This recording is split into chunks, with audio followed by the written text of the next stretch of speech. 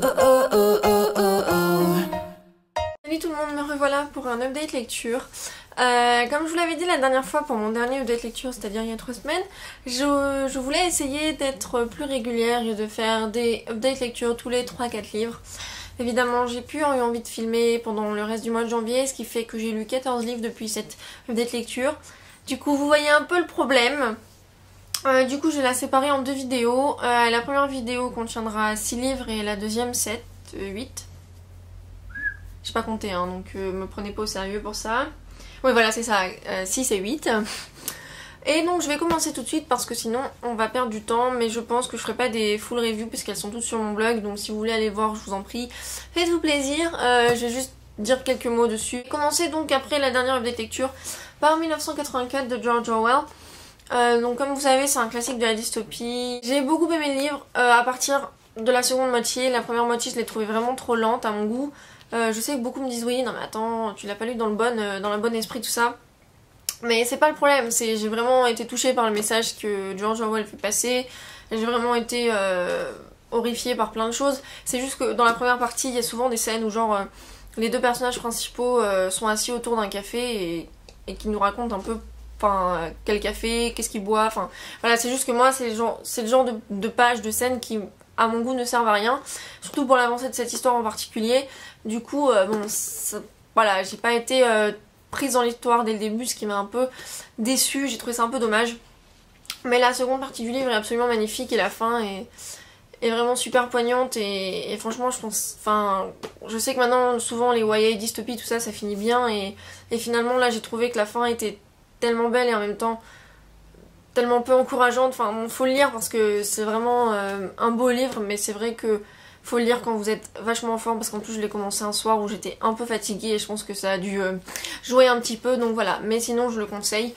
Et en poche en plus ça coûte pas très cher je crois. Ensuite j'ai lu Before I Fall de Lorraine Oliver que j'ai bien aimé. Donc comme vous savez, Delirium ça a pas été forcément mon truc, même si bon l'histoire était pas si mal que ça, enfin il y avait de bons éléments, mais c'est vrai que j'avais pas forcément été une grande fan du livre. Peut-être que si je relisais le premier tome avec le deuxième tome ensuite ça irait peut-être mieux.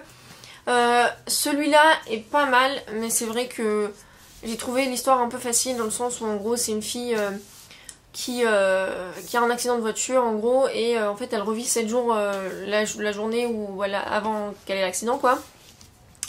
Et en fait voilà, en fait c'est un peu comment dire ça sans être vulgaire, c'est un peu une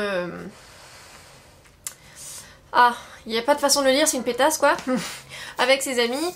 Et en fait elle va se rendre compte au bout de quelques jours où elle revit cette journée que en fait que ses amis, surtout Lindsay, donc en gros la meneuse du groupe, ne fait pas bien les choses, qui sont un peu des bullies tout ça, donc bon voilà, en plus je trouve ça vraiment dommage parce qu'au final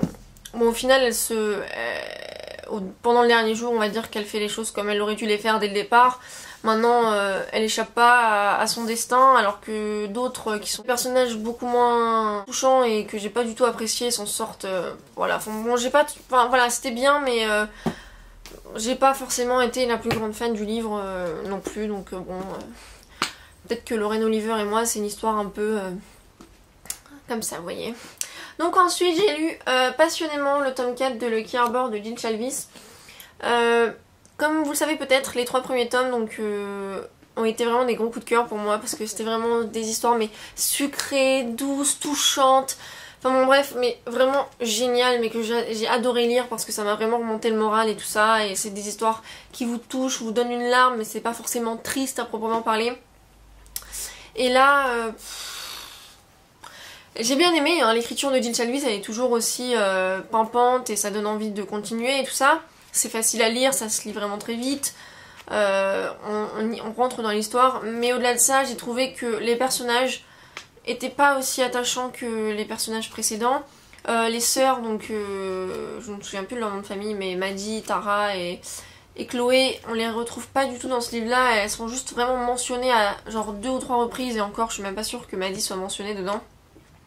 Et j'ai trouvé qu'étant donné que l'histoire c'est un peu Lucky Harbor, j'aurais bien aimé quand même qu'elle soit là soit plus présente, même si c'est sûr que c'est plus leur histoire, c'est des bouquins compagnons maintenant. J'aurais vraiment aimé que ce soit, enfin voilà, qu'elle soit plus présente dans l'histoire de Lucky Arbor. Les personnages, encore une fois, donc je les ai trouvés moins attachants. J'ai trouvé qu'il y avait beaucoup de répétitions dans celui-là. Et j'ai pas forcément compris certains raisonnements de la part du personnage masculin, donc j'ai oublié le nom. Tai, voilà. Et voilà, mais au-delà de ça, c'était une bonne histoire, hein, totalement. Maintenant, j'ai hâte de lire les 2 suivants, parce que donc on sait un petit peu quel personnage il y aura dans les 2 suivants. Et il y en a une qui m'intrigue en particulier, donc c'est Amy. Donc j'ai hâte, je sais pas si c'est le tome 5 ou tome 6 Amy, mais vraiment très très hâte de le lire. Donc ensuite j'ai lu Gravity de qui d'ailleurs, de Melissa West, que j'ai beaucoup aimé, même si effectivement il y a beaucoup d'incompréhension et beaucoup de choses que j'ai hâte de savoir un peu plus dans le tome 2. C'est une histoire un peu d'aliens, mais pas vraiment les aliens qui prévalent dans ce tome là.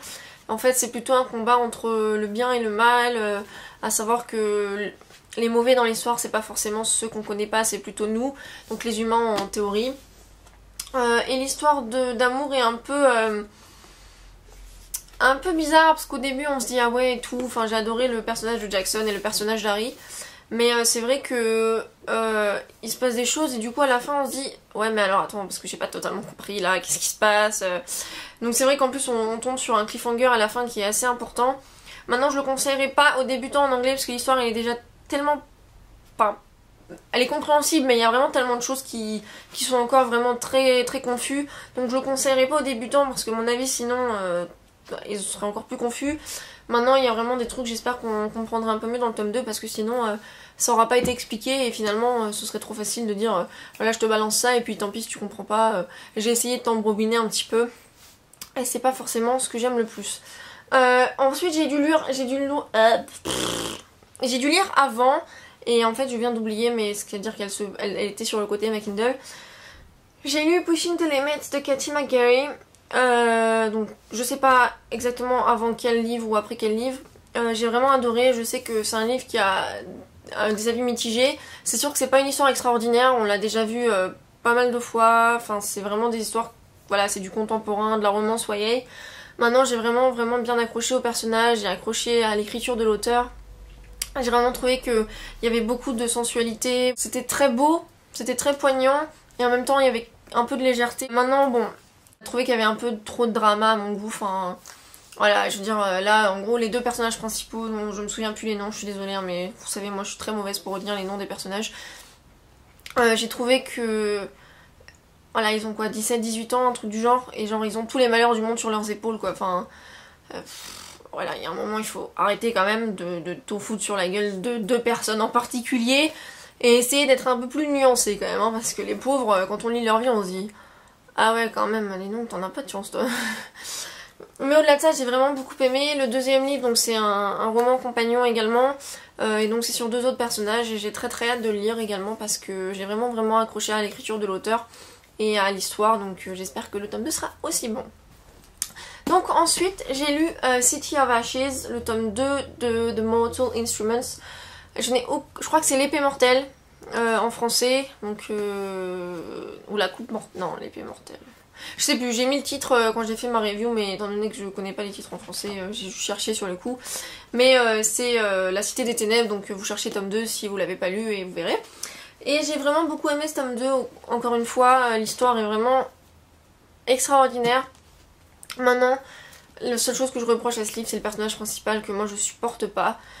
Clary, qui est pour moi une fille absolument égoïste. Voilà, pour moi, elle manque de sens commun, elle manque de... Enfin voilà, elle manque de logique, elle manque de tout. Elle m'énerve. Franchement, elle m'énerve, je sais pas quoi vous dire d'autre. Je pense qu'elle prend pas les bonnes décisions à plein de moments. Voilà, elle joue avec les sentiments des autres, ce que je supporte pas. Bon, elle est peut-être indécise, mais je suis désolée, il y a un moment quand tu sais vraiment en toi ce que tu ressens, bah tant pis, tu donnes pas de faux espoirs à certaines personnes. Voilà, puis quand elle se décide, c'est quelque chose d'autre qui fait que voilà. Donc c'est vrai que ça m'a vraiment pas plu. Le personnage de Jace également m'énerve au plus haut point, je le trouve arrogant, insupportable, alors que c'est les 2 personnages principaux finalement, donc c'est un peu dommage. Mais au-delà de ça, j'adore l'histoire et j'adore des personnages secondaires. Simon, c'est juste Ah, je suis juste trop fan de lui, mais il sait manier le sarcasme, mais tellement bien. Et puis voilà, lui, bon, il est juste au mauvais endroit, au mauvais moment à chaque fois. Il suit une personne qui est pas forcément digne de lui. Et à la fin, enfin du moins à la fin de ce tome-là, il fait un peu plus, il prend un peu plus de bonnes décisions. Donc voilà, il est dans mon estime. Et j'ai adoré d'autres personnages. Je crois qu'il s'appelle, je sais plus comment il s'appelle, donc je vais pas vous dire n'importe quoi. Mais c'est genre le copain de la mère de Clary. Je l'aime beaucoup. Et voilà, mais l'histoire est vraiment bonne et j'ai hâte de lire le tome 3.